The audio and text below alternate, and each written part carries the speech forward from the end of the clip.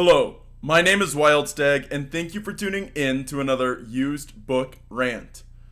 Today, I'm going to be covering another Dungeons and Dragons book, not the one behind me, behind my right shoulder, but the first one, Advanced Dungeons and Dragons Player's Handbook. It's not technically the first one, but it's AD&D 1E, or what is traditionally called AD&D 1E nowadays. I have 2 copies of this book for a kind of funny reason. My dad, when he was growing up, I think he was in 9th or 10th grade, so either 79 or 80, he picked up a copy of the AD&D Player's Handbook. And just looking at this copy I have here, his old one, it's a January 1980 printing. Probably in his last year of junior high, he bought this book. Now, I have 2 copies, like I said. This one, which is very good condition. I bought it used online. And then I also have this copy, very well worn, has my dad's handwriting in it. I don't know if I can show that well enough. So what he did was he wrote in the margins a lot of the words and tables that he uses on a regular basis while GMing, or I should say used on a regular basis while GMing. He had these in his parents' attic for a long time, and then his youngest brother bought the house from his parents so that they could retire to a different living situation. And for the longest time, Dad said his books are still there, all of his notes are still there, and I was hoping that I would be able to take them off of his hands, or off of his younger brother's hands, because I was the only member of my generation that plays D&D, or at least at the time played D&D, and I wanted it as like a little souvenir, a keepsake kind of thing, a hand-me-down. But it's a very well-worn copy. He has most of his notes on the inside covers. I don't really see any notes in my dad's copy anywhere else except for under the header, the multi-classed character.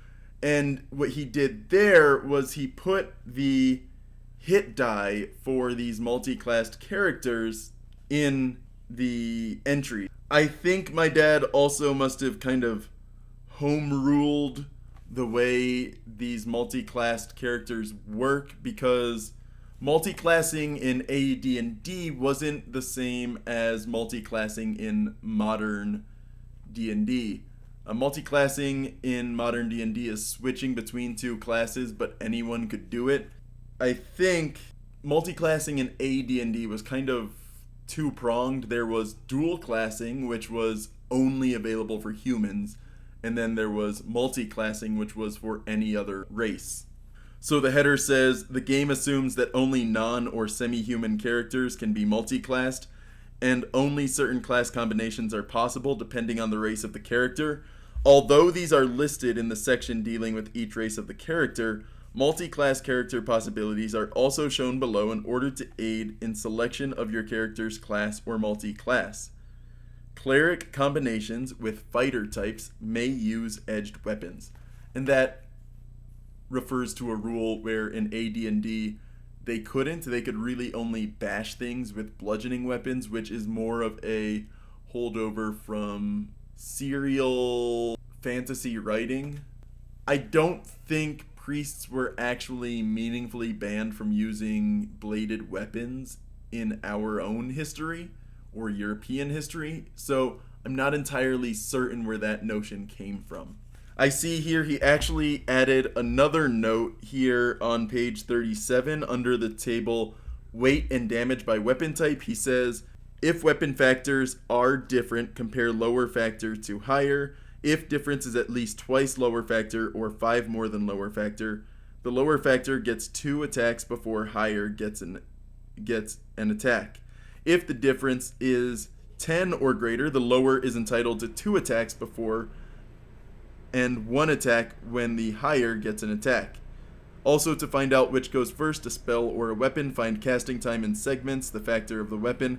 The lower goes first, the same occurs simultaneously. I'm not entirely certain what that all means. Speed factors are a thing that aren't really in D&D anymore. There's a lot of minutia that was in AD&D and what we now call 2E that never made it to 3E or 4th edition or 5th edition. Wiser or more experienced AD&D players might be able to add that in the comments section, just provide some insight. I never actually played AD&D. I have looked through these. My sister actually plays a D&D, so she plays AD&D, and I want to say she uses like a really dumb, hold on, I gotta look this up. So she has elf characters. She plays elf fighters slash magic users, and it's so stupid. She plays one named Parry, spelled Parrie, and the other named Thrust, basically so that she can do the dumb thing of, oh, well, one dies, his twin brother's right here, let me reintroduce him, and he's conveniently the same level Parry was. So she did stuff like that. It's really goofy.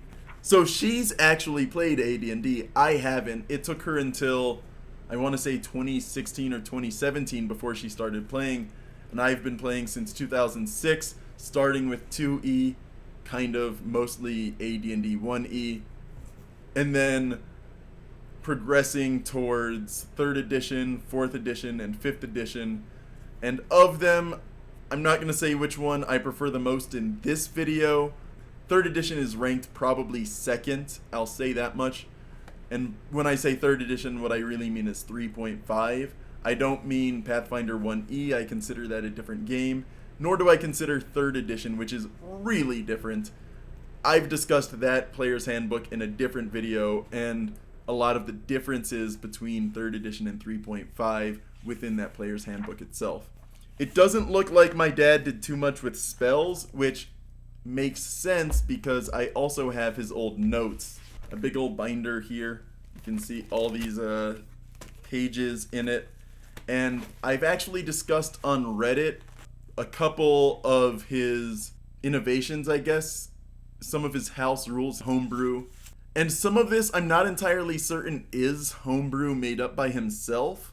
I think it's derived from somewhere, some other source. I just haven't found it. I don't think it's the kind of thing my dad would have made by himself. But there's a lot of player characters here. There's a lot of maps, a lot of descriptions of dungeons. An example of one of those pages, the graph paper, like so many old maps. This is also kind of strange to me because my dad, in all the time I've known him, he's written in cursive, and some of this is not written in cursive. It's actually written print, but it has the same flourishes that he writes with. It doesn't look like either of my uncle's handwriting. And then he does actually have some notes in the map itself. So the map that I wrote, that I showed just a minute ago, has a Chamber of Law neutral, which I'm not entirely certain what that means. But then there's also things like Chamber of Mining, Chamber of Magical Healing, Chamber of Fighting, Chamber of Magic, Chamber of Illusion, and it's different paths, some of which, like the Chamber of Mining and Chamber of Law neutral, is hidden behind secret doors, which is what, I'll show it again. The little squiggles here are actually S's with that line through it, which is a traditional marking, a notation for secret doors. And so if you don't find those secret doors, the only chambers you find are of illusion and magic, but you can also find chambers of tricks and trades, chamber of poetry. And so I think it's kind of like, I don't think my dad would even remember it if I asked him about it. And I don't know the map myself, but I would be willing to bet that what this is each of those chambers are chambers for a character of a specific class that was within that alliance that made this dungeon, and personal trials for each person that goes through there. There's a thief study, a fighter study, a bard study, so that lends some weight to what I just said. My dad was also a big Lord of the Rings fan, so a lot of his characters, him and his brothers and his friends, are very boringly named because they all use like Tolkien-esque names, or all of them are half-elves that are heirs to some great kingdom. They're not very creative, my dad and his friends. He also had some more Christian leaning because my dad was raised Catholic. So there's a like one of these kinds of shaped chapels with a prayer room to St. Paul, to Holy Mother, to Peter, St. John. So separate ones for the apostles in the Catholic faith. As an example, here's one of his maps for a city with things labeled such as a manhole, inns, monetary exchange, multiple manholes actually, a bank, a church with an entrance to tunnels. So really interesting stuff. The most interesting stuff I have found in his notes is something he called a notus, Notus, and I'm still trying to find these again. Here it is. Notus is the term used for any plant that has the special properties of the alignment it represents. There is one for every alignment with looks that suggest its alignment. So the description he gives, you can find this description on Reddit as well. I mentioned earlier, and I'll reiterate it, I did type this all up and post it on Reddit because I think this older form of homebrew is something that really could be preserved for always and eternity. So the examples he gives are some like figures, and he says like a lawful tree is straight up, tall, orderly branches and leaves, but an evil tree would be like blackened by fire, kind of reddish in hue. A chaotic tree would have branches all over with no apparent order. And so what I might think of is something like, I think it's the ponderosa pine or white pine, grows with multiple branches at the same height, and then at another height, multiple branches at that same height, a very tall and straight trunk. And so that would be something he might have seen, especially in the desert Southwest, and thought, that's something that's lawful. Whereas trees like scrub oaks or live oaks are not even really trees, they're almost like oak bushes, and so he might have considered that to be more chaotic. His example for neutral is basically that they have aspects of both, but that a neutral in the good and evil alignment would just be kind of grayish and not like blackened by fire, or white in the sense of like sycamore bark or aspen bark. So white in all parts of the bark, and then green, very alive. And so that's like the good aspect of it. So the example he gives here is lawful good can be approached by any good creature, but within 100 feet no evil can come into the aura of a grove. Neutrals can come within 50 feet. The very center of the grove can be approached by only lawful good. Neutral good can come within 1 ring, and chaotic good within 2. And then he says figure 4, trees highly organized. I don't know if you can see that, but this right here is what he means by figure 4. And there's kind of concentric rings around one center. And I don't know how he used it, but one way I could think of is in Legend of Zelda, the Master Sword tends to sit within like a grove or within a temple. So like in the first Legend of Zelda games I ever played, the Oracle of Ages and Oracle of Seasons games, In Oracle of Seasons, there's a noble sword, or if you already have the noble sword, the master sword, in a sword and a stone set in a kind of chaotic forest. You have to do a certain set of directions. I think it's northeast, southwest, something like that, to get to it. And once you get to that grove, there's in the center of it, in this forest, that sword in the stone. You could do something similar with a very organized grove, a stand of trees in a larger forest, and maybe a holy avenger is set within the stone in that grove. Whereas maybe within a chaotic evil grove, you might find a Vorpal sword. The trees cannot be harmed by any way at all. If harm is meant by a party, the deities of the alignment will send servants to get rid of the aggressors. No other alignments will interfere, not even for a valuable character. No deities of other alignments can approach closer than their alignment will allow. So this is something that is almost primordially powerful. Lolth is not going to be able to get any closer to the center of a lawful good grove than a chaotic evil character.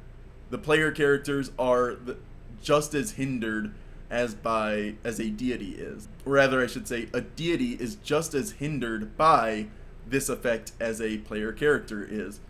And Muradin, a lawful good god, would not be able to get to the center of a chaotic evil grove in the same way that a lawful good character could not. Spellcasters of alignments that cannot enter spells will not work when facing the direction toward the grove and within 150 feet. In good groves, the light aura is white, black in evil, gray in neutral, and so that also seems to indicate some like radiating aura. This doesn't explicitly have anything to do with AD&D.